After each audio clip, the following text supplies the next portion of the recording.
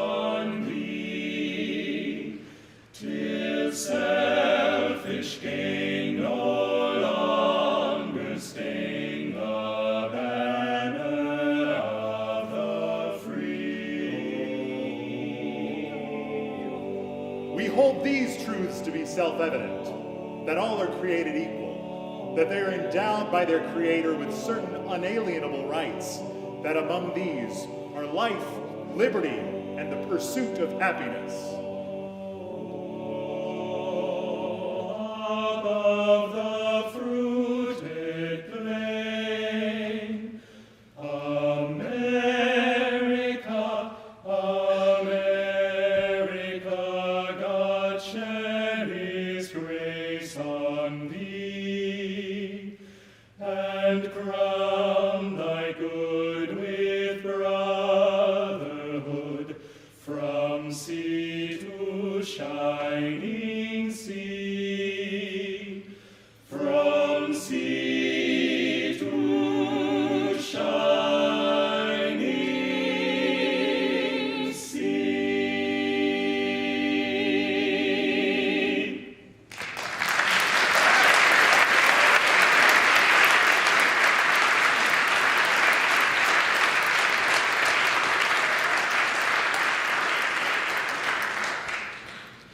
Thank you so much. We are Cantu's professional vocal ensemble based right here in the Twin Cities, and we want to thank the Westminster Town Hall Forum for having us tonight. Westminster has been our musical home for many, many years, and tonight we are very excited to sing a few songs from the program that we're currently performing here in the Twin Cities called Land That I Love. And this is a program that celebrates the 250th anniversary of the United States. It's been nearly 250 years since the Declaration of Independence was signed, and we wanted to highlight we wanted to perform a program that predominantly features the music of first and second generation immigrant composers in order to highlight the rich diversity of American culture and showcase the many languages and traditions that people bring with them when they become citizens of this country. So the first song you just heard was, of course, America the Beautiful, but now we want to widen the scope a little bit and perform a selection of songs whose cultural origins include the Philippines, Cuba, Guatemala, and Haiti, and which were composed and arranged by incredibly talented composers who were born in those countries and who are now citizens of the United States. If you'd like to hear the full version of this program, there are still a couple opportunities, including tomorrow night at Hamlin University in St. Paul, which is a fantastic venue, and on Sunday afternoon at Trinity Lutheran Church in Stillwater. And we also offer a live stream option if you can't make it in person, with pay what you can tickets starting at $5. For more information, you can visit our website at cantussings.org. Thank you so much.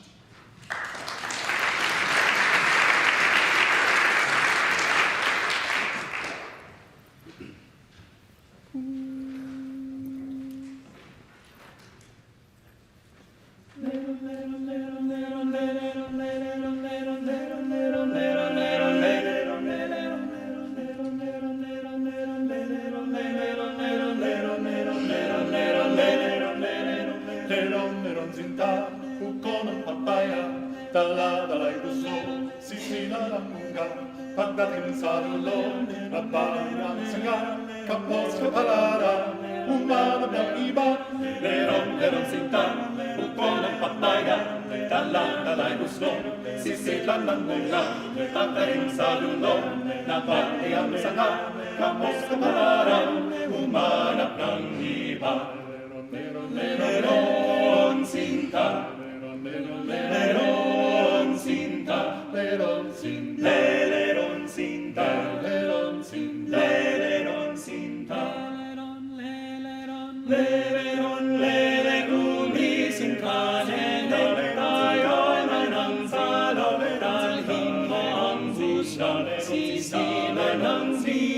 Pagdating sa duloy, lalamba-lambayo, lerong sinta, lerong sinta, lerong sinta, lerong sinta,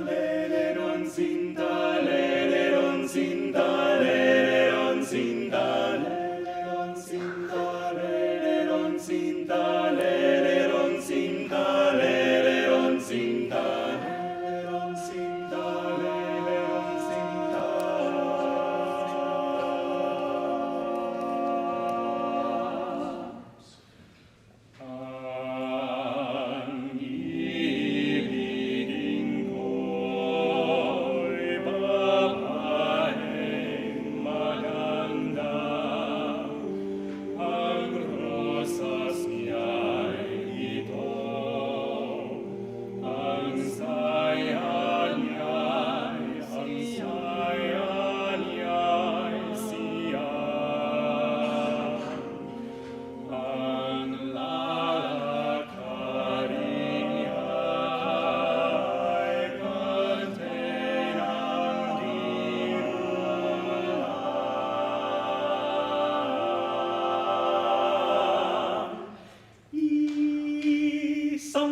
Something ang pansin, ang kanyang kalaban. Leron, leron, leron, leron, leron, leron, leron, leron, leron, leron, leron, leron, leron, leron, leron, leron,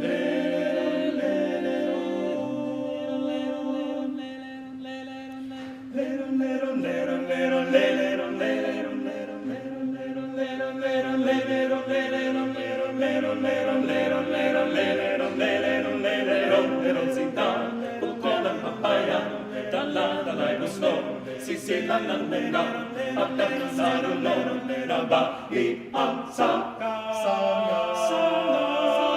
Kapos kapalaran, umanap ng iba. Kapos kapalaran, umanap ng iba. Lero, lero, lero, lero, lero, lero, sinta.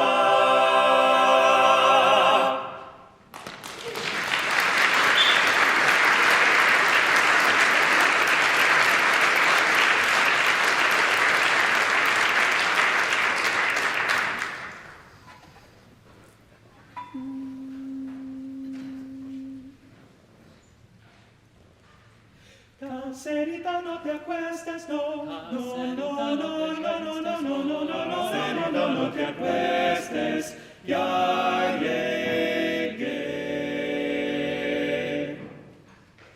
El manicero llegó, el manicero llegó, el manicero llegó, el manicero ya llegó. Si te quieres por el pico divertir, cómprame tu curuchito de maní. El maní sincero, el maní ya llegó. Qué calentito y rico está, ya no se puede pedir más. Sí, hay caserita, el maní, porque después te vas a arrepentir. Cómprame muy tarde ya. Mani, llegó el manicero, que ya llegó el mani, ya está aquí. Cuando la calle sola está, acera de mi corazón, son, sí. El manicero entonces llegó, y si la niña escucha su cantar, y el mañana en su balcón. Mani, se va. Esta noche no voy a poder dormir.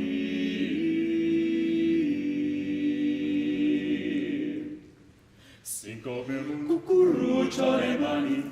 El manicero entona su pregón. El manicero se va.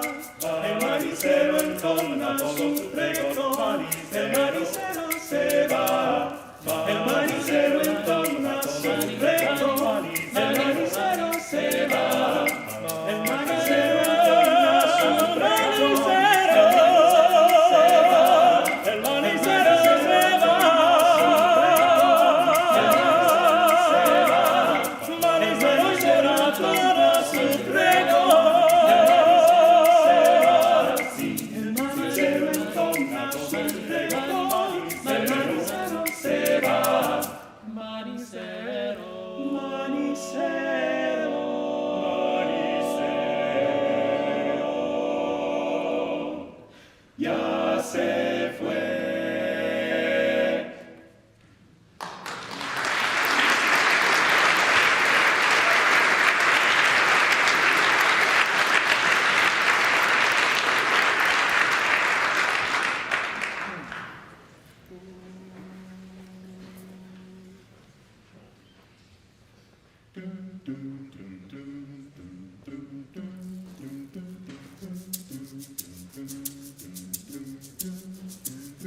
Vengo desde muy lejos, buscando el azul del cielo, siguiendo predicamentos. Vengo desde muy lejos, recuerdos desde mi infancia, que a veces parten el alma. Mi guape nunca lo vi. Llevo siempre conmigo, cansados de estar corriendo, el tiempo de cacería, alzo el alto mi vuelo, como el ave que migra.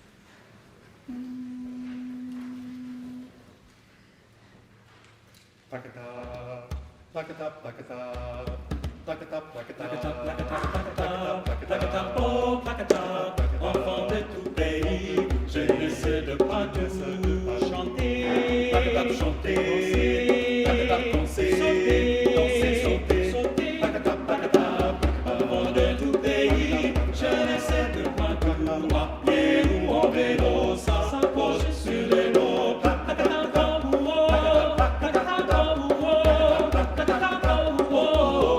danser,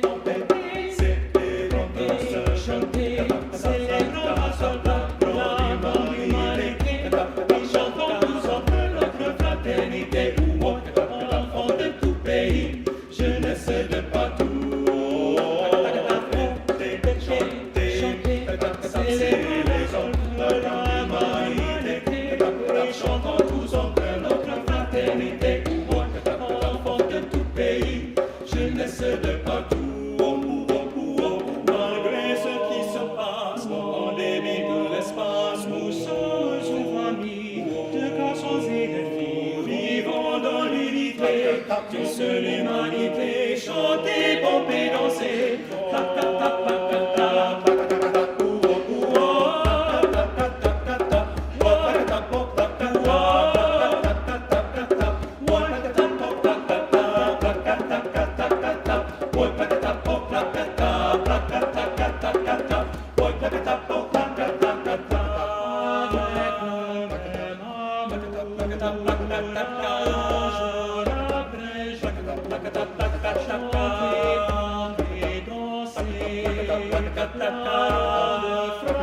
des enfants de la terre, sauter, pomper, danser, fêter, chanter, monter, compter, sauter, pomper, la ronde fraternelle,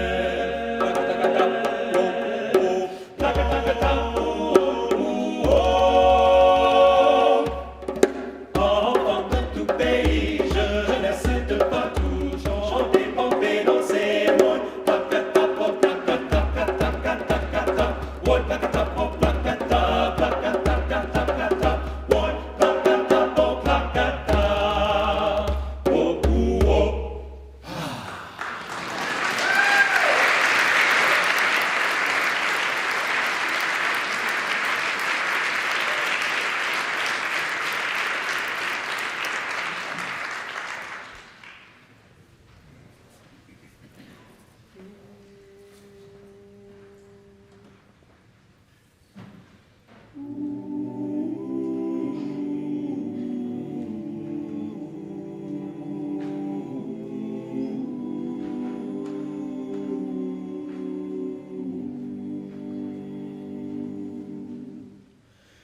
Tell me where is the road I can call my own, that I left, that I lost so long ago. All these years I have wandered, oh, when will I know? There's a way, there's a road that will lead me home.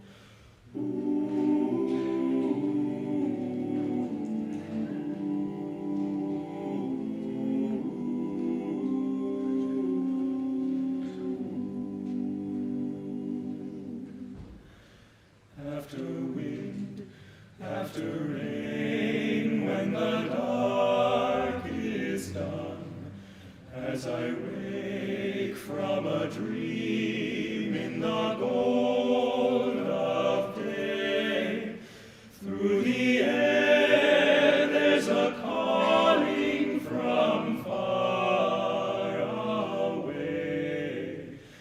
There's a voice I can hear that will lead me home.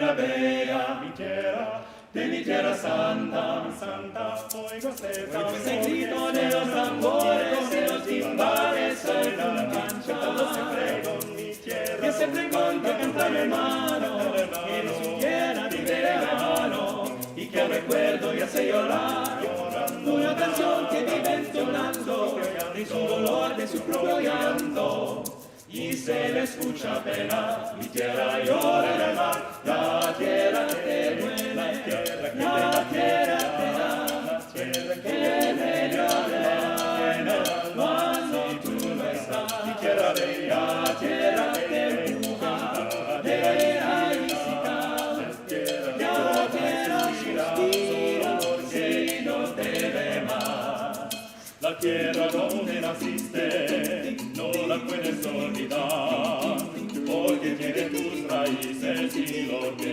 dejas atrás. La tierra que te duele, la tierra que te da, la tierra que huele cuando tú no estás, si tú no estás, siguen los pregones, mi tierra, la melancolía por ella cada noche junto a la luna sigue bajando entonando el sol y cada calle que para mi pueblo tiene un quejido, tiene un lamento, tiene nostalgia como su voz, por eso esa canción que sigue entonando por la sangre sigue llegando con más fuerza al corazón, mi tierra sufre dolor, la tierra que te duele, la tierra te da, la tierra que duele, la tierra cuando tú no estás, la tierra que empuja, de raízita, la tierra suspira, si no te ve más, tiene un quejido,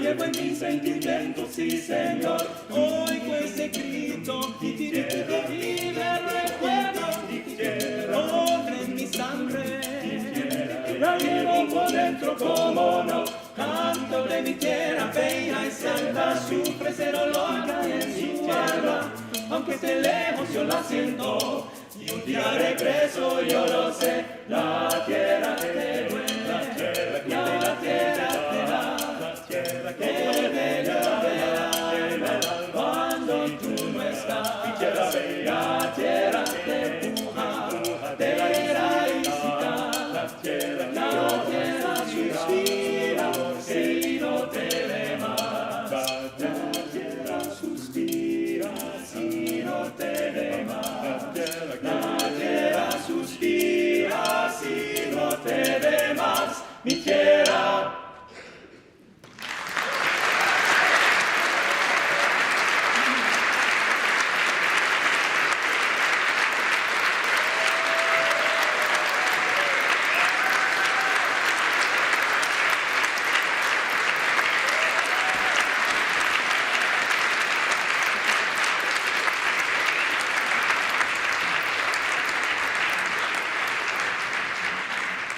The incredible contus, thank you.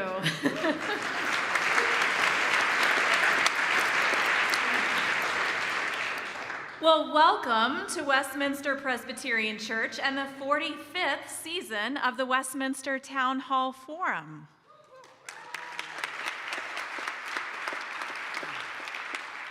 I am the Reverend Dr. Jessica Patchett, the newly elected Senior Minister of Westminster, and it is a joy to welcome you to this second forum. 45 years ago, Westminster members Diane and Paul Neiman moved to the Twin Cities from Pittsburgh, where they had attended invigorating public lectures, and they envisioned launching such a series here.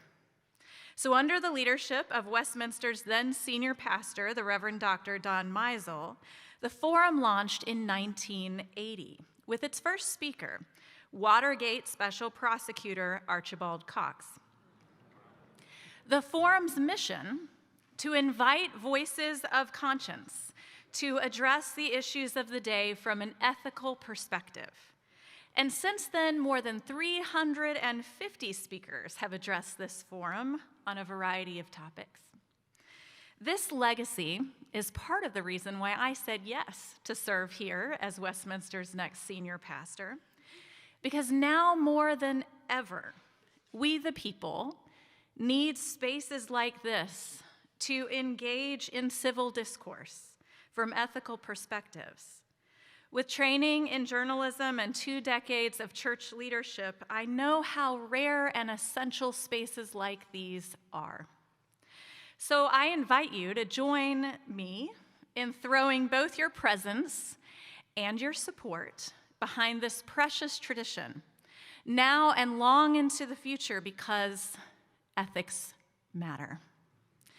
I encourage all of you who are present in person to stay, enjoy the building, enjoy the art, continue the conversation, and join us for a reception, Breads and Spreads. And those of you who are online and listening later, continue the conversation in your spaces, whether it be in your homes, your communities, or your online conversations. As we continue our time tonight, it's my pleasure to welcome our new executive director of the forum, Dr. Sarah Wilhelm Garbers. I look forward to getting to know each of you more in the days to come. Sarah?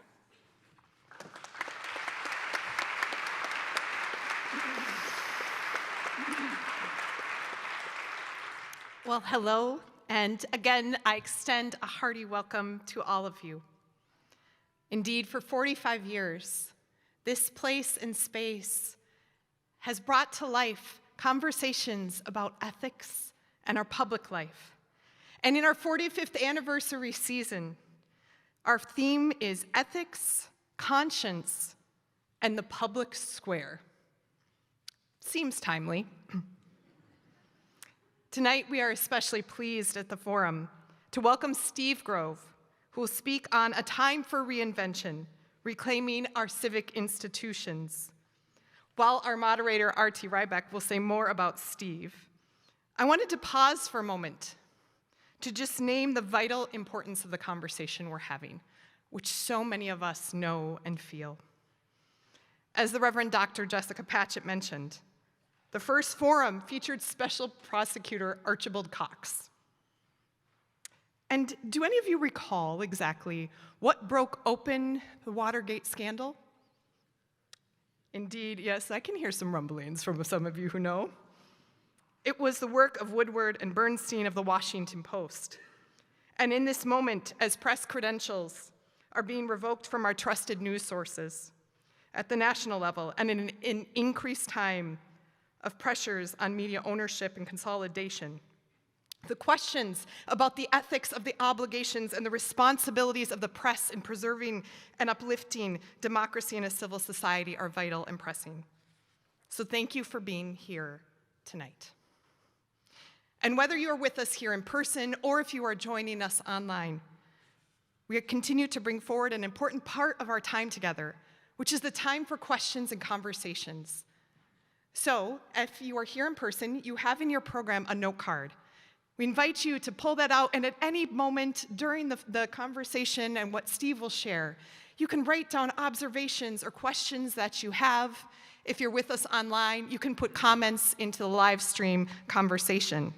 Those will then be gathered midway through our time together. Ushers will come forward to gather them in person, or we will gather them online, and they will then be brought up for a moderated conversation. I want to thank our sponsors of tonight, MinPost, a nonprofit community-sponsored newsroom and your trusted guide to critical issues, challenges, and opportunities that are facing Minnesota. And you can sign up to learn more and to follow their work at minpost.com/newsletters. Thank you as well to the Sahan Journal, who delivers free news on immigrants and communities of color in Minnesota. They rely on contributions from readers to keep this free and accessible to all. Visit Sahan Journal to learn more. And finally, the Town Hall Forum is also pleased to partner with our friends at Minnesota Public Radio, a statewide radio service that is dedicated to enhancing the lives and expanding the perspectives of their audiences, and they will be rebroadcasting this in full later in the fall. 2 final notes. One, if you have a cell phone and you haven't silenced it, or you're unsure if you've silenced it, make sure to check that now. And finally, I wouldn't be a good executive director if I didn't both name and thank all who have not only shown up with your presence, but have also been contributors and have donated to the forum. The forum has been free and open to the public for 45 years and will continue that into the future. You will note in your program there is a list of those who have given at different amounts, and we are grateful for that. And so with that, it's my pleasure to welcome up our moderator for tonight, who many of you know is the former mayor of Minneapolis, a longtime public servant who is committed to conversations and work that uplifts our civic and communal life, who is now the president of the Minneapolis Foundation and is a big fan of the Town Hall Forum. Join me in welcoming our moderator, R.T. Rybeck. Thank you.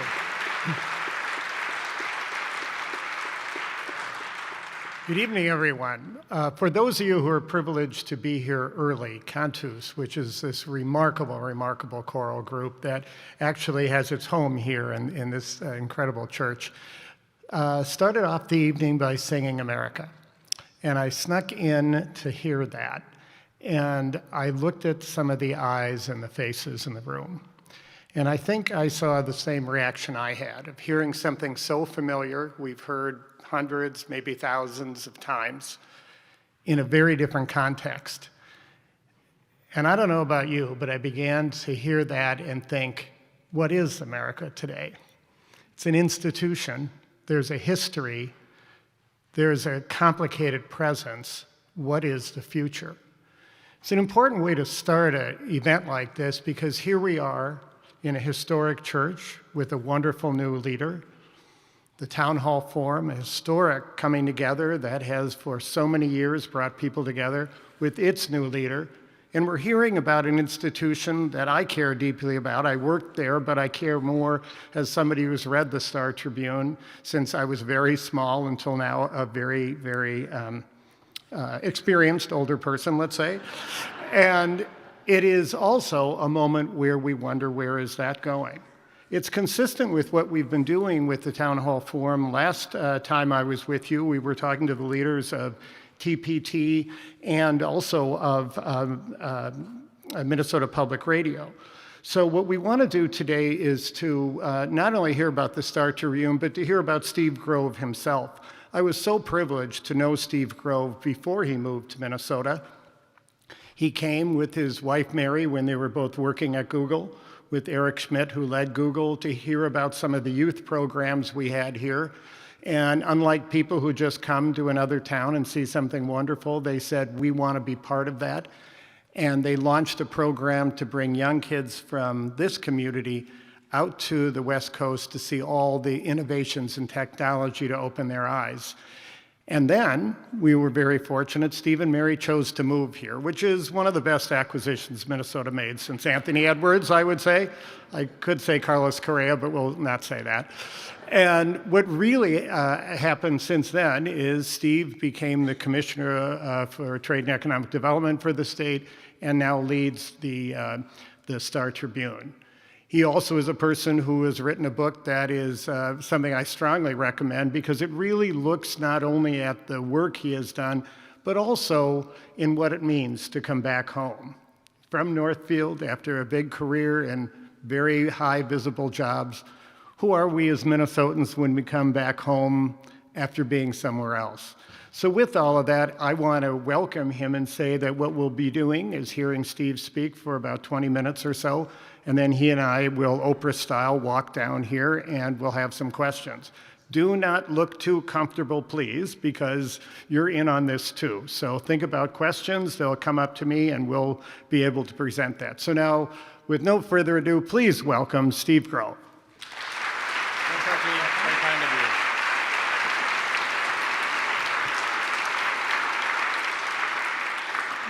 Well, good evening, everyone, and thanks so much for having me. And thanks so much for that kind introduction, Artie. As Artie shared, he's been one of me and Mary's most important friends and, frankly, mentors since we began coming back to Minnesota and eventually decided to move here. So it's a pleasure to be here tonight with Artie, with Pastor Patchett, with Sarah, and with all of you. It's really a thrill to get to be here at the Westminster Town Hall Forum. This is a remarkable institution. I love the theme of ethics in the public square, and as I think RT just shared in my bio makes clear, I'm a boomerang, and that means I grew up here and left. How many boomerangs in the crowd who may have started in Minnesota, left, had an adventure, and came back? My wife jokes that every Minnesotan has a homing beacon buried inside of them somewhere, and it sort of goes off at some point, and you find your way back. Anyway, that was me. I was a Minnesota kid. I didn't plan to return to live here after I left. I wanted to see the world, so I went to college in California. I taught English in Japan. I volunteered in India for a little while. I dabbled in journalism for a bit in Boston, and ended up building a career in technology in Silicon Valley. And the Silicon Valley part was actually the most unexpected, but when YouTube was invented and started to be used in surprising new ways for politics and news, I wrote to this fledgling new video site and asked if it needed help figuring out how exactly to leverage that for good. And these were kind of the utopic days of the internet, and all these new platforms were democratizing access to power, they were lifting up new voices, and nothing, it seemed at all, could ever go wrong. It was this kind of utopic era of the internet, if you will. We, at YouTube, were kind of like kids in a candy store. We did live presidential debates on TV with CNN where YouTube users would ask the questions. We did citizen journalism partnerships where user-generated video would surface new storylines. We even began an 8-year tradition where every year YouTube creators would come to the White House and interview President Obama and share their thoughts with him and expand their message to their audiences. YouTube was such a rising force at that time that it even was on the cover of Time magazine as the person of the year, but the person of the year was you. There was like a mirror on the cover, and you looked into it, and you were the person of the year. Really kind of a nod to this revolution in the new creator economy. But of course, the internet was not, in fact, all upside. I think we all know that now. The disinformation on online platforms, the inability of trusted organizations to retain audiences in a fragmented world, and the breakneck pace of technology that always outpaces our ability to mitigate its downsides have all led to deep ethical considerations about the kind of communities that we want to live in. I met my wife, Mary, at Google. She's not a native to Minnesota, but she built a team at the company that helped build startup ecosystems outside of Silicon Valley, and we got to talking about maybe ejecting from the bubble that the Valley had become and trying something new in life. So we were sort of fresh off of a 5-year IVF journey that thankfully brought us 2 beautiful twins who are now 8 years old. And we felt like, maybe we're ready to try something new. Our kids were about 2 years old at the time, and we decided to come to Minnesota. And so the book, How I Found Myself in the Midwest, charts that journey, and for me that included not only coming to Minnesota, but leaving tech, joining state government, and now local news. And over each of those transitions, I've learned that moments of personal reinvention are often most meaningful when they lead to moments of community reinvention, which I would argue is something our nation desperately needs right now. Trust in nearly every major institution, media, government, big tech, religion, the military, is falling fast. That's a uniquely American problem. Loneliness is at record highs. Only half of Americans are satisfied with their friendships. 15% of adult men say they have no close friends at all. That is 5 times higher than in 1990. Polarization is eroding our civic bonds, and beneath it all, the American dream isn't delivering like it used to. In the 1940s, you had about a 92% chance of doing better than your parents, and today it's a toss-up. It's closer to 50%. Minnesota once helped shape the social contract that made opportunity much more widely shared. From the 1934 truckers' strike that led to national labor reforms, to the Farmer Labor Party that connected urban and rural workers to form the largest third party in American history, to the Minnesota Miracle that reimagined state taxes to create broader prosperity throughout our state, to a history of really strong local journalism, we've built institutions that work here in Minnesota. Long before YouTube was on the cover of Time magazine, of course, Minnesota Governor Wendell Anderson was, and he was holding up that walleye. The title was The Good Life in Minnesota. And even before him, John Coles, who was on the cover of Time magazine as well, was the publisher of the Minnesota Star-Tribune, and he was on the cover for this brand new model for newspaper distribution that led to decades of wildly successful journalism in Minnesota that has netted the Star-Tribune 7 Pulitzer Prizes over time. But today, our institutions face new pressures. Local news, for example, has lost 75% of its journalists in the last decade in America. 75%. Less journalism means less trust, and less trust means more grievance. According to the annual Edelman Trust Barometer, 61% of people in the world today have a moderate or high level of grievance, which is defined by simply a belief that government and business make their lives harder and serve narrow interests while wealthy people benefit. The American experiment has always depended on ethical leadership willing to reimagine our institutions. That's a key theme of my book and of my remarks tonight, which is simply this: how can we reinvent our most important institutions for the modern era? There are 3 points I'd like to reflect on this question. The first is choosing innovation. The second is finding common ground. And the third is building new systems altogether. Let's start with choosing innovation. Innovation is simply trying new things to get better results. But institutions can often discourage it. I'll never forget my first day in state government. I was brand new to this whole idea of leading a state government bureaucracy, and the governor's office gathered us all together for a sort of government 101, and the governor's ethics lawyer went up there and began her presentation with a slide that simply had a goldfish inside of a bowl on it. And she said, "Everyone's watching what you do all the time. Don't ever say anything that you wouldn't want printed on the front page of the Star Tribune." Now that I'm at the Strib, I know that's actually quite true. That is the dynamic at play. But it's not exactly the kind of advice that leads you to want to try new things. A nonprofit leader who was giving me advice as I went into government warned me about what he called the weebies, which was his nickname for civil servants whose orientation towards political appointees was, "We be here before you got here, and we be here when you're gone." But I found in my experience in public service that there were plenty of people in government that were extremely eager to innovate. And in fact, they just lacked the space to do it. So at Deed, we created an innovation lab where failure was safe, where we had process improvements to celebrate. We eliminated hundreds of unnecessary steps in our grant-making processes. We saved taxpayer dollars. We made services work faster. And then COVID hit. And the pandemic, of course, upended so much of what we were focused on at the agency and across Minnesota.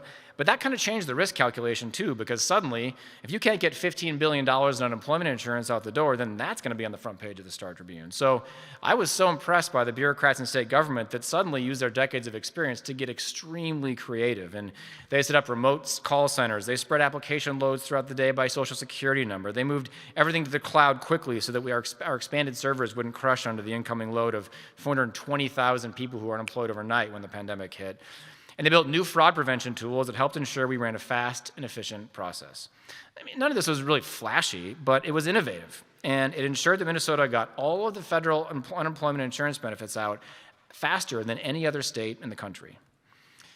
In local news, we're pushing innovation too. Newsrooms kind of instinctively want everything to be sort of a polished pearl before it launches. And you can imagine why. You got to get the facts right.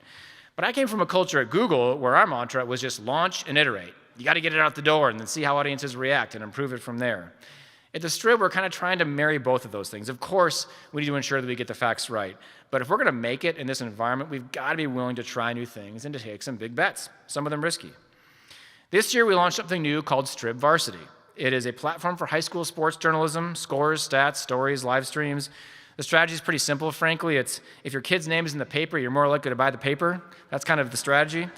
But we could have waited until 2026 or 2027 to launch it. It could have been just right.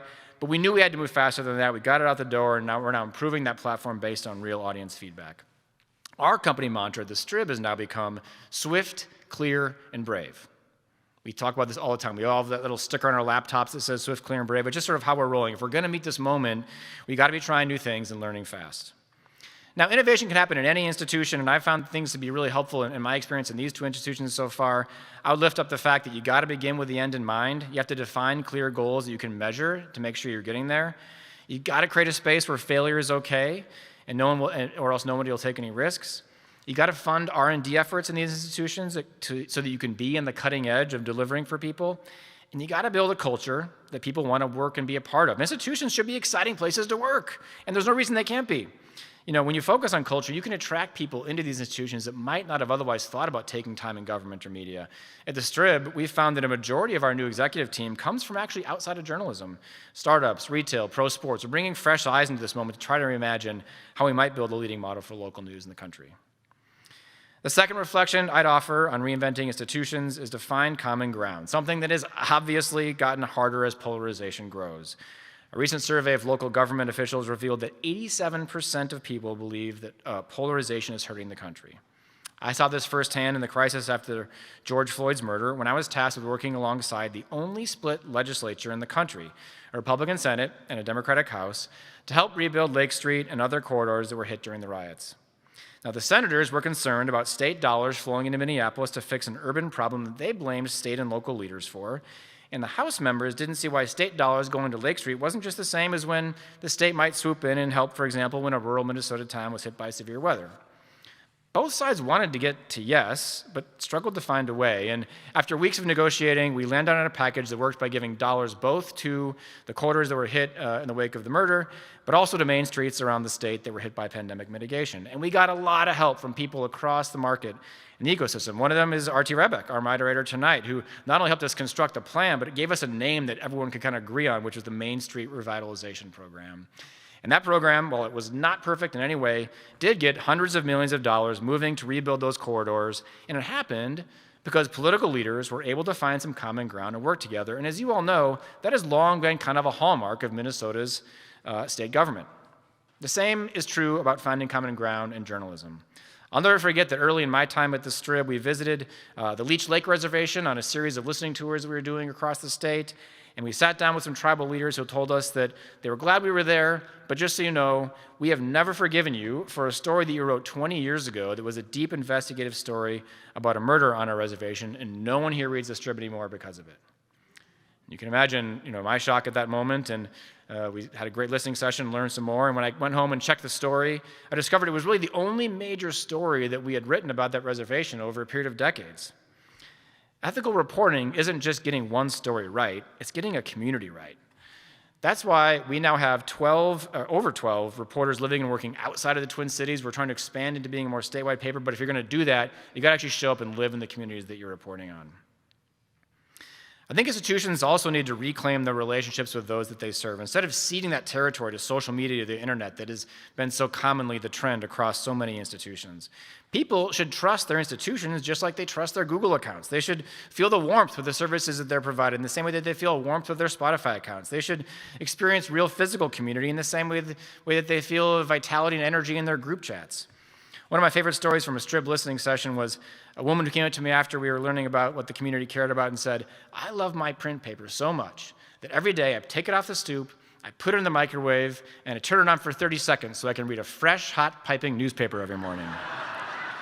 I've only heard that one time, but I think it's a reminder that you can find innovative ways to connect with your readers if you're willing to lean in. It requires focused efforts, though, for institutions to find common ground, and a few insights I've discovered here, and they're really pretty simple and timeless. One is that you just got to have an authentic presence in both online and community spaces. You've got to hire people from the communities that you are trying to serve. You have to choose approaches that invite rather than alienate, and when finding common ground isn't possible, you at least have to try to find some neutral ground. One of the loveliest books I read in this last year was called It's Only Drowning, by a writer named David Litt, who was a former Obama speechwriter, whose brother-in-law, Matt, is a Joe Rogan-loving skeptic of politics who doesn't vote. And they didn't agree on much political, as you can imagine, but they found this common love of surfing, where they bonded in the ocean as David learned to ride the waves from his more experienced and risky brother-in-law. The book is a beautiful testament to their relationship and the ability to forge a bond across difference. David writes, and I quote, "The ocean became our neutral ground, a place where we could spend time together, focus on something other than our differences." I think we all need to find, waves that we can ride with people who aren't like us, even if we disagree on the color of the water or the style of the surfboard. Neutral ground can sometimes be a pretty good second place to common ground if we can find it. Lastly, if our most important institutions can innovate, if they can find common ground, then we can do perhaps the most important thing of all, which is to build systems designed for the outcomes our state and country needs most, which I would argue in Minnesota and really across the country are stronger equity and more growth. We know Minnesota faces some of the nation's steepest racial gaps in income, housing, and health. University of Minnesota professor Samuel Myers calls this, of course, the Minnesota paradox. We're a progressive state, but there are hidden biases embedded in our culture that hold back our fastest growing populations in Minnesota, people of color. Myers has described this as racism without the racists. And not only is it wrong, but it's stunting our growth as a state. Equity is not going to happen by accident. It requires changing the systems that produce inequity. And it requires us being okay having clumsy conversations. I discovered, as a white man leading an agency that was designed to address gaps in our economy, it was far better to engage on these topics than to retreat, even if I didn't always have the perfect thing to say. That's just how you learn. We have to be okay with clumsy conversations. We also need to build systems for growth. State demographer Susan Brower will tell you that our population growth is flat, and it shows no signs of growing. If we want a thriving economy, we need better productivity in Minnesota. We have to remove the barriers that hold us back from more housing, more childcare, more investment. I saw this in state government all the time, where decades and decades of system development and regulation got in the way of the things that everyone agreed they wanted. It isn't because anyone had bad intentions, it's just because too often we don't take the time to step back and ask ourselves the hard question, are we really getting what we need from this system? This echoes the idea of the abundance movement. Many of you may be familiar with it. I think Minnesota would uniquely do well to examine that movement closely. We have to build systems that make it easier to create the things we most desperately need. Maybe Minnesota needs a new Minnesota miracle for this century, one designed for this moment's challenges. And I think landing one would take a lot of people working together and trusting in our ability to get it right. I'll close with this. After returning home and now writing a book about that experience and learning more about Minnesota than I ever dreamed I would, I am a huge optimist about reinvention being possible here because this is a hardworking state with a strong tradition of innovation. And I'm also optimistic because local is really where change happens. Some might say, for me, moving from the world's biggest tech company to state government to a newspaper is a pretty stunning series of poor career decisions given the state of each of those institutions. But honestly, I've learned that going local gets you a lot closer to where the change really actually happens. At the local level, there's less polarization. Remember that stat before about 87% of public officials who say polarization is hurting the country? Only 31% of those officials think it's hurting their local communities. At the local level, there's also a lot more impact. People, of course, pay attention to the national context, and it does matter. But we sometimes forget that 2/3 of the $7 trillion in federal government spending every year is passed through local governments. And that's on top of the $4 trillion of local government funding that hits our community. If you follow the money, you can follow the power of local pretty easily. And last, I'd say at the local level, it's a timeless truth, but it bears repeating here. You can just experiment more often at the local level. Local has always been the kind of great laboratory of democracy, as Supreme Court Justice Louis Brandeis once said. Minnesota, I would argue, is especially well suited for local reinvention. We've got the highest civic participation in the nation, a political culture that many historians would call moralistic and solutions-driven. And for all of our paradoxes, we do have a proud tradition of building things that work. A survey came out about 2 months ago that revealed that Minnesota has the highest state pride of any state in the country. Actually, I think we're tied with Michigan. It's us and Michigan, the two highest amounts of state pride. There's that sense of pride in this state, even when times are challenging. Now, we may not end up on the cover of Time magazine again in the same way that Governor Anderson or John Coles once did, in part because Time magazine itself won't ever be what it once was again, but we will keep finding ourselves in the national radar again and again as we have this year and beyond, and I think we have a chance to rewrite our traditions for a new age in ways that might help the rest of the country reimagine them too. So, what can you do? What can we all do? The answers aren't new, but I think they require new dedication to ethics in the public square. Volunteer in your community. Consider your own moment of reinvention. Maybe try a stint in government, in media, or another institution that you care about. I'll tell you, fresh eyes in these institutions can really help them grow. I might also offer that you should subscribe or donate to your favorite news organization, MinnPost, NPR, the Minnesota Star Tribune. Seriously, we need it. We appreciate your support. But I think most importantly, we all have to believe in the possibility of change. Ethical leadership isn't just doing the right thing. It's making the choice to believe in each other and try new things together. That builds possibility for a stronger future and a place we can all be proud to call home. Thank you.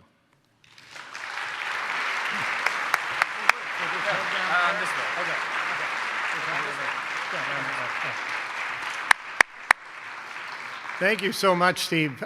Did I actually say Minneapolis Star Tribune in my introduction? I'm sorry, it is the Minnesota Star Tribune, which is a great piece of that. Steve raised some great topics that we want to get into. I want to talk a lot about the internet in the early days and about the Star Tribune and many others, but Steve's book also was really helpful because he got into a number of issues about what it was like personally to navigate his career. And so I want to start off with one. I've often thought that Minnesotans are a lot like salmon. We swim upstream to spawn. And Steve, like so many other Minnesotans, is in a couple, one living somewhere else, one from Minnesota. And you had a conversation that so many other Minnesotans had. We seem to always win this argument about where to live when we're raising kids. So take us to your kitchen table. Your wife, Mary, an incredible person, by the way, is from San Diego, which, let's argue has pretty good weather. What was the conversation like? Hey, I want to move back to Minnesota. And how did you pull that one off? Well, I'll never forget it. You might think that it was sort of a lobbying effort by me, but in fact, Mary was sort of more interested than I was because she had found a job opportunity to leave Google and join a venture capital firm called Rise of the Rest. That was started by Steve Case, the former founder of AOL. The first partner was J.D. Vance, and then the second partner was Mary. And so when he hired her to join this venture capital firm, whose thesis was, let's invest in startups outside of the coasts, she thought, well, maybe living in Minnesota makes a lot of sense. If we're going to be looking for startups and innovation outside of the typical markets of the Valley or New York or the Research Triangle, maybe Minnesota's a place to go. And so we thought about that. We'd always kind of toyed with the idea a little bit for the previous year or so. Having kids made it seem even more interesting and exciting. But I'll remember the day we decided. It was the same day, it happened to be the same day of the Minneapolis Miracle. Remember Stefan Diggs' catch and his run against the Saints? And it was like a Sunday. We were kind of doing all the pros and cons. We had a whiteboard. We listed the number of people we knew in Minnesota. It was like 6. RT's name was on the list.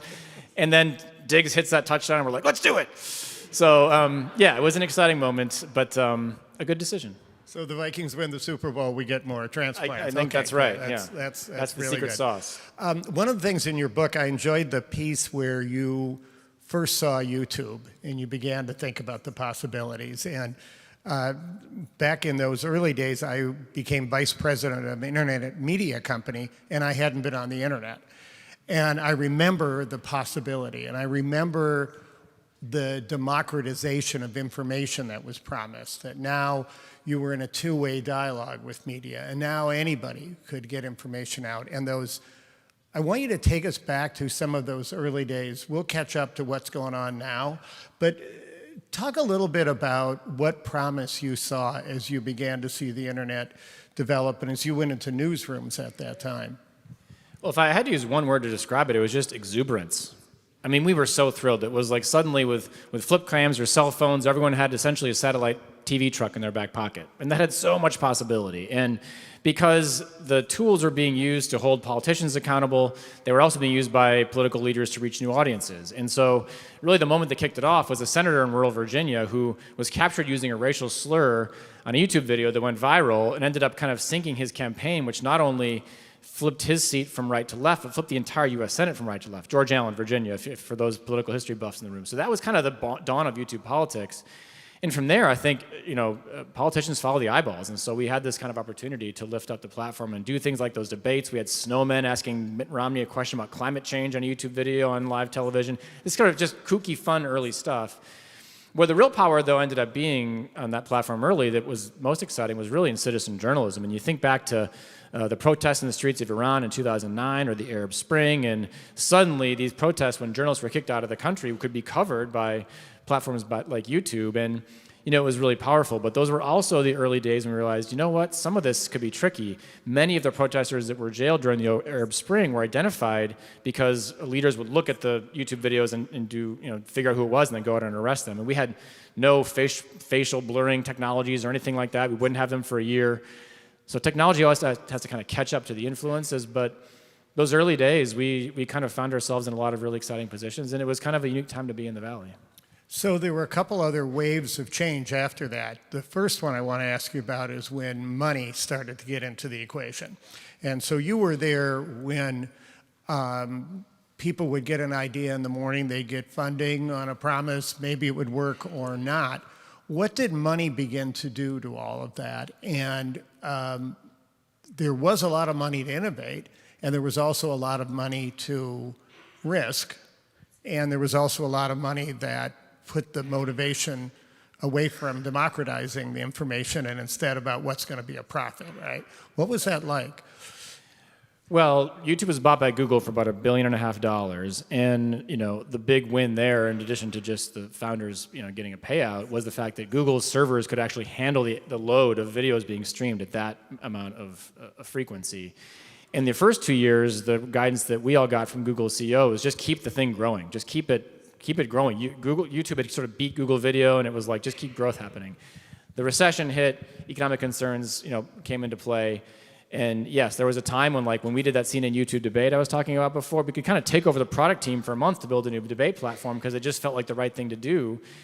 And then, of course, if you're trying to build a business, you have to look at other content verticals that make money, entertainment, music, what have you. Nothing wrong with that, but you start investing in directions that are more profitable. And leaning into YouTube as a news platform or a political platform started to be, sort of less relevant or less advantageous for its work. It was always seen as a marketing or a branding effort, but harder to kind of make the argument that it should surpass more highly profitable content categories. So when that was kind of clear, and I've been at YouTube for 4 years, I left to help a team start the most successful social network of all time, Google+. I'm sure you've all used it several times today. I'm just kidding, it's been deprecated. But anyway, that kind of moved my journey into the Google space and ended up building a team called the Google News Lab. But yeah, economics plays a big difference in these platforms, and they are private companies that host the public square. And I think maybe what you're getting at here is like, when you're a private company and you host this information, this dialogue that is actually very civic in its nature, you get some kind of countervailing incentives at play. So then what began to happen was, of course, there wasn't a lot of monopoly monitoring. Concentration happened, and we got into this phase where there were a very small number of people holding tremendous power now, and they're certainly wielding that in some pretty odd ways. Did you know any of those players, or did you watch some of those players and watch them evolve as the money came in and as they got, let's say, a little more megalomaniacal? Being there early, of course, I knew the Google team really well and Google's leadership. And I think, Google's first motto is "Don't be evil." I mean, that's a pretty ethical motto when you think about it. And I think it did drive. It's a low the bar, companies. but yeah. Yeah, maybe it's a low bar, but it's ethical. I mean, for a private company, I would say that not all tech companies are created equal. Many of them in big tech, I think, have faced scenarios now where they made decisions that have harmed certainly journalism and certainly harmed the public square. And I think today's politics is completely different than it was back then.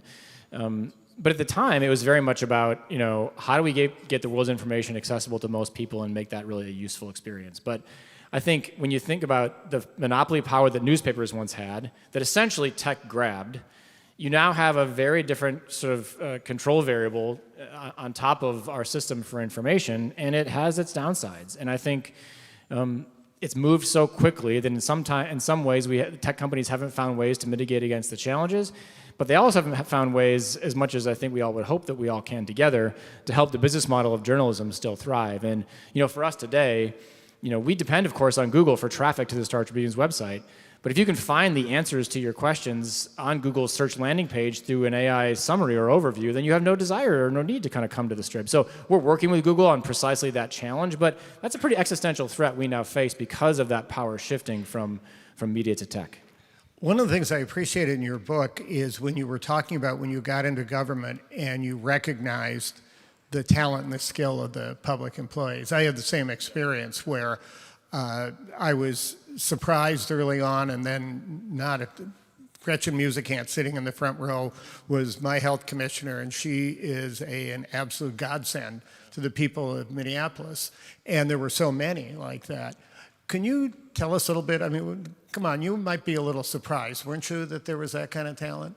I was, for sure. I know. Yeah. Well, when you go, from Google to government, right? Very different shift. Like at Google, you're going to get a drink at the water fountain, you bump into a Nobel Prize winning engineer. It's that kind of environment. It's just dripping in talent. And so, when you leave Google, you're going to face a different type of talent. And the advice I had going in, that I think I told you about the Weebies and sort of that kind of perspective on it, is that, change your expectations. The government's different, and it is different. It has to be different. Actually, RT, you gave me this advice. You said, don't go in there and just be the Google guy who wants to turn everything in state government to Google. You become kind of a cartoon of yourself. You have to kind of adapt what works and doesn't. But I was really impressed by the talent. I think the system was not designed oftentimes to unlock that talent, to try new things for the reasons I mentioned earlier. But when crisis hit, it really was. And so kind of the trick, I feel like, in a lot of public institutions is you can't always have a crisis that will manufacture urgency and innovation, but how do you create a culture around these institutions that drives innovation on a more day-to-day basis? And that's something we really try to get right at DEED. It's something we're trying to get right at the STRIB. There's urgency everywhere, but it's the big crisis moments where a lot of the changes start to click into gear. And I think we as citizens have to give our governments a chance and opportunity to try stuff and fail, even in sort of the quote-unquote normal times where we're just not going to get increased trust or an improvement in services. One of the questions we have in the audience picks up on what role the Star Tribune and journalism in general can do to really build connections between urban, rural, and suburban. And you made a big decision to be a Minnesota paper. I made that mistake of calling it the Minneapolis Star-Tribune. I think it's great, bluntly, because I get to understand the rest of the state better. But that probably wasn't an easy decision. And as you've looked at, like, what are you not able to do in this urban area so that you can deploy resources elsewhere? There's always a trade-off. Yeah. There are always trade-offs. We made the decision in part because we knew that Minnesotans, getting back to the fact that we all have this sort of state pride, do actually want to hear about communities outside of their own. And our traffic data shows us this. Like, our pieces about Mankato get read in Warroad and Roseau and Duluth and vice versa. And so we knew there was at least some interest in statewide news. We didn't think all of our subscribers were hiding in Northfield or something like that. But we thought that the kind of value prop of a statewide paper kind of matched Minnesota. I mean, you think about the Minnesota Vikings, the Minnesota Twins, the University. So we want to be in that namespace. There are trade-offs, for sure. But part of them are by also really focusing on local more broadly. We no longer have people writing, TV reviews of national television programs or deep international affairs pieces. We just think that's something that other media outlets are covering. So it wasn't always a trade-off between urban and rural, but just kind of priorities of where we felt like we could be uniquely valuable in a local space. And we kind of reimagined our whole newsroom org chart around these ideas of what are the areas that Minnesotans locally can really only get from us in a unique way. Because this idea that we're going to be the paper of record, where like every single thing that happens in the state is in that 3-inch thick Star Tribune newspaper that drops on your doorstep, it's just not a reality for any paper today. We've got to be more like a platform for relevance. And so using data and smart journalistic integrity to choose our shots is important in a more constrained environment. Great. We have a couple other questions also about this idea of how do you reinvent an institution and keep the existing constituents, but bring in, for instance, one of the questions is about young readers. Yeah. There's a history with the paper. There's a history with the paper itself, in fact, and what you're moving digitally and what you're keeping with the print.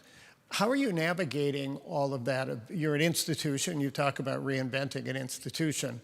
What parts of the institution do you consider to be critical to keep, and what is something that is okay getting rid of? Yeah.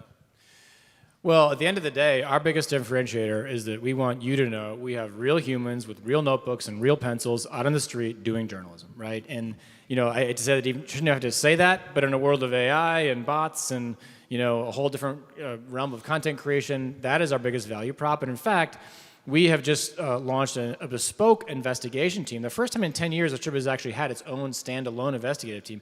Not that we hadn't been doing investigative journalism before, but having a bespoke team really increases your output. The good news is we see stories like that. Again, these are more timeless. This is not a change, but just an emphasis. Those stories do convert audiences at a higher rate. There's this kind of period of the internet where everyone thought that media should be chasing cat videos or something, but that doesn't make people subscribe to you. When you do investigative stories, our data shows us that's when people say, okay, this is journalism actually worth paying for. So that, I think, has remained the same and only grown. But I'd say that the process by which you do journalism has pretty fundamentally shifted in terms of our operations, right? So it's not just like moving content from paper to a pixel. You have to kind of reimagine how you report the news every day. And when you're a real-time platform, it's like you've got to be there in the moment. You got to really prize breaking news. You got to not be thinking about the 5 p.m. deadline, but the kind of always-on component of it. And you got to be thinking about the mediums that you use. If everything is a 750-word article, we're not going to reach the younger audiences, to your question. So there's Stribid for a long time kind of held back from social media platforms because hard to convert subscribers directly on them. But we've taken the approach that you got to be there to get sort of the top of your funnel bigger and get more people in the door. So we've taken a more heavy role on audio and video, and that kind of matches consumer habits. We hope it pays off. But you got to rethink kind of how you tell your stories if you're going to digital. It's not just taking the paper and putting it on the internet, if you will. A few minutes back, I made that point that when the internet was just beginning, we were really starting to see how it becomes a two-way dialogue, that readers could do content, viewers could participate. Another lived experience was as mayor, we had a motto, never, ever read the comments in the Star Tribune because I would never go to sleep at night, okay? How do you deal with the issue of the phenomenal opportunity now to harvest the collected knowledge of everyone who's in your audience in a way that is constructive, I guess. Yeah. Well, many news organizations have shut off comments, and I can totally see why. Largely, it's because if you don't pay someone to moderate them, they just become, it's lowest common denominator really quick. We haven't done that in part because we think comments are an important part of the civic dialogue. I certainly appreciate you not reading the comments about stories that involve, the mayor's office. That's probably good advice. But it is an engagement tool for us. We find that you can go deeper as an audience member. You're more likely to stick around. And I don't think comments in the strip are what they could be. I think it's a product problem itself. It's just kind of this sort of linear sort of comment stream. There's a lot more interesting things you can do with a new product implementation that we've been looking at. But I do think they're part of the conversation you should have. And if the strip feels like an ivory tower over in the Capella Tower, we're all up there typing our stories, we're not listening to the community, then that's just not what we want our brand to be. Like, we want to be out in the community in forums like this, engaging people, taking tough questions, learning about their needs. And so online comments are a piece of that. Hard to get right. They're not the apex of civic discourse, but they are important. One of the comments here was about Substack, and it's about the idea that there's great content there. There's also a lot of content that's not generated by the Star Tribune, but the Star Tribune has a loyal audience and people have learned to trust it. How do you look at this idea of you as a navigator for content you may not have created, but that you can actually help people who trust your brand to try out a new voice? Well, we do see part of our role as curation, and this is not something that we used to do as much, but we started doing it in our newsletters and in various venues where we're like, hey, you should read this, you should read this. It's not from us, but you should trust this. It's interesting. You should take a look. So we do play that role of curation and voice discovery. We also have really invested in individual voices and reporters as being kind of the thing we want you to know. This isn't really a new idea, but many news organizations have kind of retreated from opinion content. They feel that, well, that basically social media took that over. Everyone can have their opinion. They'll just write a Substack or write a tweet or whatever it might be. We actually think that that's not right, that a local paper should be a really vibrant, unique water cooler, but it should be a water cooler where everyone has a name tag on, where you know who you're talking to. And the editorial board and its kind of voice of the institution is not in the digital world what people are telling us they want to hear. We still use it when we need to. We haven't done away with an editorial board, but we've leaned into personalities and voice and reporters. We want that to be a personal relationship that you have with us, so you can kind of think of us as the reporters and people who work here rather than just kind of the brand or the paper itself. Go with that a little bit. You have also this team of contributors on your editorial page. Name a couple names of people who you think are bringing some new, interesting viewpoints to the paper, to the editorial page. One of them is Andy Brem, a conservative lawyer in St. Paul, who I think is quite thoughtful and writes for us quite often. We are aware that we are viewed as a left of center editorial page, and some people view the Strib overall as a lefty news outlet. We work very hard to not be that in our news pages. But I would say it's probably a fair assumption that our editorial pages do lean a little center to moderate left. That's been true for a while. We've been working harder to get voices from the right to come in. Andy's a good example of that. We do a lot of guest columnists from Republican politicians and former leaders. We have our first Gen Z columnist who just started, named Haley Schultz, who's bringing kind of a younger perspective to our pages. So, we look at this as how do we get a new audience in the door? How do we get an audience in the door who wouldn't otherwise come? What audiences might these contributing columnists bring with them? They work just part-time for us, but it's a nice way to kind of expand the aperture, and we're always looking for new voices. One of the comments here is not a comment, it's criticizing you for moving the production plant to Iowa. Fair enough. But I raised that because when I first got to the Star Tribune, the printing plant was still in the building. So you would run out, write your story, and then you'd hear the presses running, and then you'd get this paper. Sort of an incredibly cool thing. But also, under the street was a tunnel that connected to massive, huge rolls of paper. Yeah. There were forests being torn down for this all the time. So there's an up and a downside to all of this. You've now chosen to move the printing out. The paper is moving much more digitally. What's the future of the print product? And I don't put that as somebody who loves print, although I do. But what's the future of that, and how are you navigating that? Well, it's a fair question, as is the question, why would you close your printing plant, right? That's kind of been, it's literally called heritage. It is a part of our heritage. It's 14 acres in the North Loop. We use about 18% of it right now. And so you can imagine that the utilization is at sort of an all-time low. And every year, the Strib loses 20% of our print subscribers. And we don't really see that sort of flattening out. We're just assuming that is the case until print is gone. Now, we still know print subscribers really care about the print product, and we are committed to having an excellent one. But it made no economic sense to continue to print it in North Loop. That said, it was a hard decision. I mean, we're having to say goodbye to about 130 of our employees, and a union shop, union jobs that were kind of jobs that were passed down. Like, you had people that worked there, that their dad worked there, their grandpa worked there. So it is a part of the Strib's legacy. So we take the moment quite seriously, and our goal is to get every single person who we're laying off a job somewhere else. But the economics of it made the decision from a business perspective pretty easy. The challenge will be that we're printing in Des Moines, so it's a ways away. So deadlines will be earlier. So there'll be breaking news after our deadline that we won't be able to cover in print. But again, we're referring people back to digital because that is where is sort of the clearest expression of our priorities is what's on that digital homepage and how often it updates and what have you. So I think print will be here for some time. We know our print subscribers are some of our most loyal. We just have to change how we produce it. I find myself reading different stories when the paper is online than in print. And that's neither here nor there, but I'm curious about what sort of studies you have about, do people tend to read, I'm making this up, more local than national, or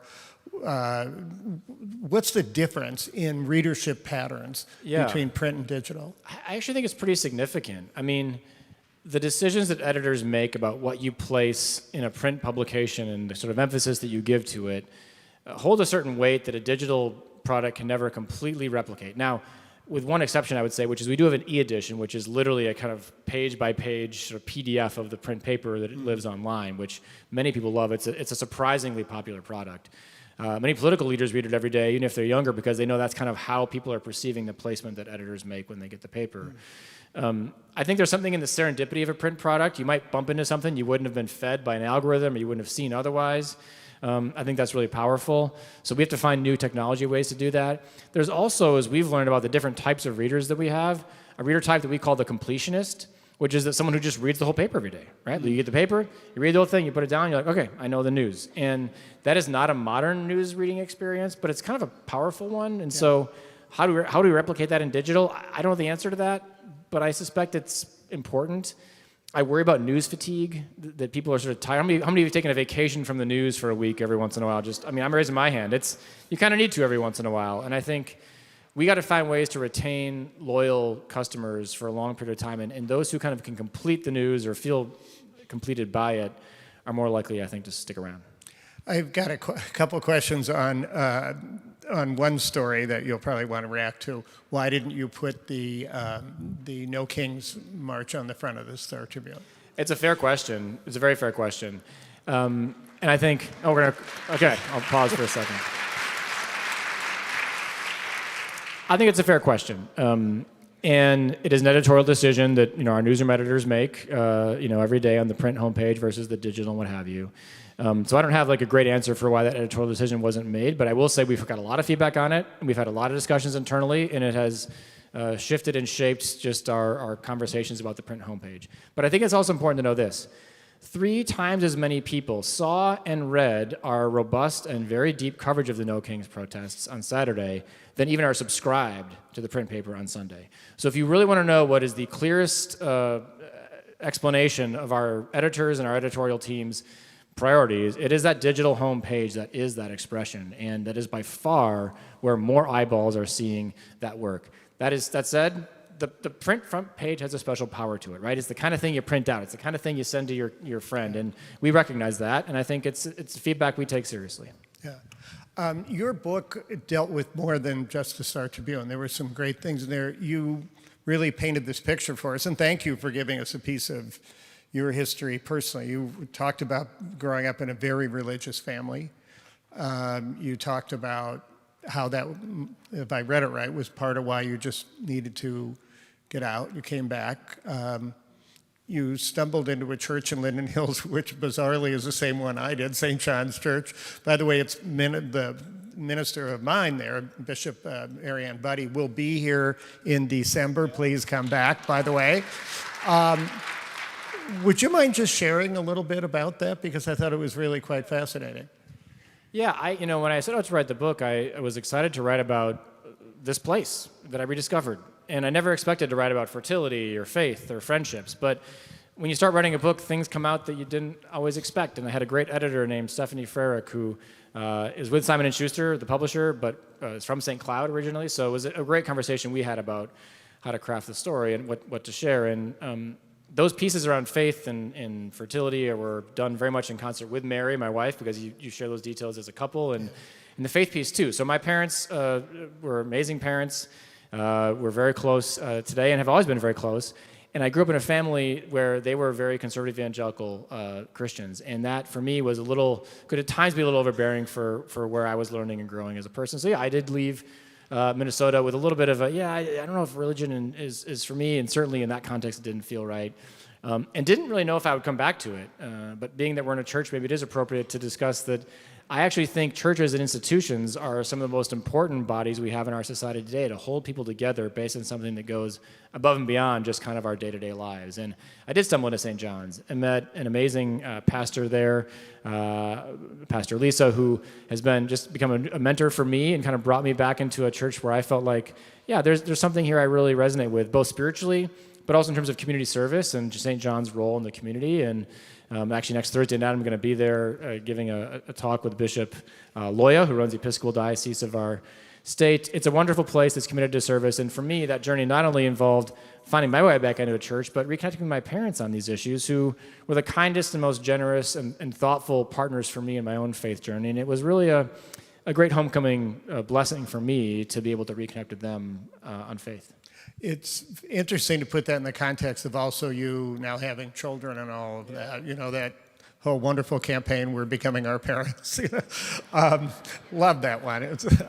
But what part of your parents are you becoming? Yeah, that's a good point. Coming back home makes you reflect in different ways, Well, I hope I'm becoming at least half the parents they were to me. I mean, I think as a parent of 8-year-old twins, along with Mary, Luke and Lottie, our kids, I think, when I'm in a tough spot, I often think, how would my parents have handled this? So hopefully I'm becoming a little bit the kind of graceful, thoughtful parents that they were. I think they grew up, my dad and mom grew up starting a landscaping business kind of with a pickup truck and a wheelbarrow and a shovel, didn't have much money at all, but just gave a swing at it and took a try and ended up building a small landscaping business in Northfield that was full of hard work, but also, a lot of blessings. And you work up in a small business, in a small business family, and you learn a lot really quickly just about your community and what's working and what isn't. And so I think that vision of a small business for me was really helpful. When I was at Deed, I was the Deed commissioner, we were shutting down all these businesses during the pandemic. I often thought, like, okay, how would Dad react to this? Like, does this make sense to a business owner? And I think hopefully pieces of that I've carried with me, among others. Quick random question. You mentioned in your comments and in the book that at some point along the way you ran into J.D. Vance. There's all this stuff that's been written about how he changed so much when he got involved in the tech world. Just random question. What was he like when you met him? Yeah, well, I actually have not met J.D. Vance. I don't know him. But my wife worked very closely with him because they were venture partners at Rise the Rest. So I don't have a ton of insights on our vice president, but I will say that certainly there was a different person that she was working with back then than maybe you see in the office today, and I think that's been captured by far more people that know him than I do. But a pretty meteoric rise, and I wish him and our president well to get this moment right. I hope they do, but it's been a challenging year for our country, to be sure. That's for sure. We've just got a couple minutes left, but I wonder if you could talk a little bit about Silicon North Stars, because you did some wonderful things, you and Mary did, for young people in this community. Can you talk just a little bit about that? Yeah, I mean, this was a nonprofit we started in part because we were having trouble having kids, but we wanted to do something with young people. And so we were back here, RT and others are helping us hold every once in a while kind of a Google 101 for young people. And we thought, wouldn't it be fun to kind of bring these kids out to the Valley and let them experience kind of the magic of the Google campus? And it was pretty special. For 8 years in a row, we would bring about 15 high school students from Minnesota out to Google in Silicon Valley. We'd show them Google and Uber and Lyft and Facebook and all kinds of different companies. And then we would put them through a startup competition where they would pitch a startup idea to a host of potential investors. And it was a bit of an exercise, but man, it was awesome. And they were so inspiring. And RT was on our board, and we had a bunch of other people supporting us. We partnered with a Step Up program here in Minneapolis to find these students. They were all kind of 8th graders going into 9th. But I mean, Mary and I got way more out of it than we probably gave the students, but it was pretty special. And when we moved back, the organization still exists today. We focus more on the Minnesota tech community. So the introductions and camps and things are connecting them to entrepreneurs here in our state. And I'll say, part of the coming back for us here was realizing there's a pretty dynamic tech scene in Minnesota too. And it's not the Valley, but it's different, and it should be different. And we're trying to impart that a little bit to these young people who are looking for opportunities in our market. Absurdly complicated question with 2 minutes left. It's 20 years from now. How are we going to be getting the news? Oh, gosh. Yeah, you tell me. I mean, I think it's going to be very different. I think at a basic level, we're moving to a space where news is more targeted to you and more helpful to you if you can use technology to find the things that are most interesting to you. I think this idea that with AI, we all have kind of an assistant in our pocket, a personal assistant that can help guide us, is both frightening but also pretty exciting too, and the opportunities that it gives us. I would say you can imagine a future where perhaps there's a news assistant where you have a kind of a news assistant that's helping you understand what's true and what's not, trained on data that is fact-based, not just on the slop of the internet, but that feeds you conversations and information more effectively and efficiently. I am just a huge believer in audio. I mean, we are a print newspaper, but I probably hear more news through my ears than I read every day. I think that's kind of matches where you see AI taking us, but I don't know. Those are just thoughts. Who knows? But I will tell you this, one thing that will never change is that we need good journalism in society to run an effective democracy. And if you look at that's worth a round of applause, I agree. On every major metric of societal health, voter participation, the amount of people donate to charity, how often they volunteer, there are studies that show it is directly related to the density of journalists who are reporting on the news in that area. It is just an irrefutable fact that if you have strong local news, you have a stronger community. And so, I really think of our job at the Strib as in the same way that like broadband internet or healthcare access is there. It's a part of the kind of civic fiber of our state. Yes, we're a private company, but we have a huge civic responsibility that we take really seriously. And I hope we get it right. I think we've got a good shot, and with your support, I believe we will. So as I turn it over to our fearless leader to take us out, could we please give a big thank you to publisher of the Star Tribune, Steve Grove. Thanks. That was fun. Well, thank you. Thank you, Steve. Thank you, RT. Thank you all who have gathered here tonight in person and who are with us online. It is an ethical task to show up. So thank you for doing that and participating in our civil society together. And we invite you, let us be a people who continue the conversation. Some ways that you can do that, if you're here in person tonight out in our foyer, you will discover not only is MinPost with us tonight, but also the folks from Citizens League, who for 75 years have been helping to amplify civic engagement, and we invite you to connect with them outside. Additionally, there will be a book signing that you can have some more conversation with Steve following our time here together. You can sign up for our newsletter, and we do indeed hope that you will join us for our next forums, which are on November 6th, and then also on December 4th to round up this fall season. So please look forward to joining us for that. And then enjoy the breads and spreads, because the conversational life and our ethical formation happens as we discuss and wrestle together with matters. So thank you for being here tonight, for indeed, ethics matter.